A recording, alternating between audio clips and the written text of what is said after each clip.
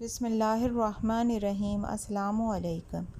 آج کی اس ویڈیو میں آپ لوگوں کو میاں بیوی کے درمیان محبت کا وظیفہ بتاؤں گی۔ میاں بیوی کے درمیان بہتر تعلقات کیسے قائم ہوں۔ اکثر لڑائی جھگڑے اور بحث رہتی ہے، کوئی بھی کام مکمل نہیں ہوتا، نہ ہی پیار برقرار رہتا ہے۔ میاں بیوی کے ایک دوسرے پر بہت سے حقوق ہیں جن کی ادائیگی جانبین کے ذمہ ہے۔ شوہر اگر معمولی باتوں پر ناراض ہوتا ہے تو اسے چاہیے کہ چھوٹی چھوٹی باتوں پر ناراض نہ ہوا کرے۔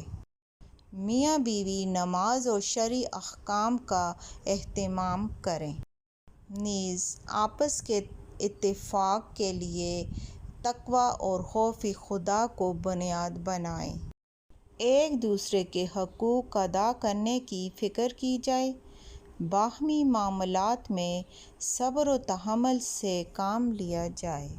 رسول کریم صلی اللہ علیہ وآلہ وسلم نے فرمایا، مومنین میں سے کامل ترین ایمان اس شخص کا ہے جو ان میں سے بہت زیادہ خوش اخلاق ہو، اور تم میں سے بہترین وہ شخص ہے جو اپنی عورتوں کے حق میں بہتر ہے۔ ایک اور حدیث مبارکہ میں ہے، رسول کریم صلی اللہ علیہ وآلہ وسلم نے فرمایا، کوئی مسلمان مرد کسی مسلمان عورت سے بغض نہ رکھے، اگر اس کی نظر میں اس عورت کی کوئی خصلت و عادت ناپسندیدہ ہوگی تو کوئی دوسری خصلت و عادت پسندیدہ بھی ہوگی۔ ایک اور حدیث مبارکہ میں ہے، رسول کریم صلی اللہ علیہ وآلہ وسلم نے فرمایا، اگر میں کسی کو یہ حکم کر سکتا کہ وہ کسی غیر اللہ کو سجدہ کرے تو میں یقیناً عورت کو حکم کرتا کہ وہ اپنے خاوند کو سجدہ کرے۔ اسی طرح بیوی کو بھی چاہیے کہ وہ معمولی باتوں کو باہمی اختلاف کا ذریعہ نہ بنائے، تحمل سے کام لے اور درگزر کی عادت بنائے۔ اس سے گھر آباد ہوتے ہیں اور اللہ تعالیٰ کے ہاں اور دنیا میں بھی عزت بڑھتی ہے۔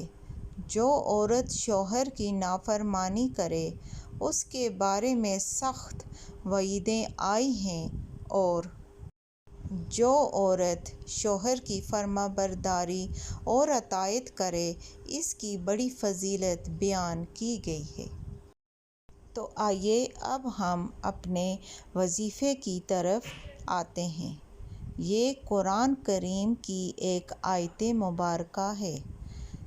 آئیے مل کر اس آیت کو پڑھتے ہیں۔ بسم اللہ الرحمن الرحیم۔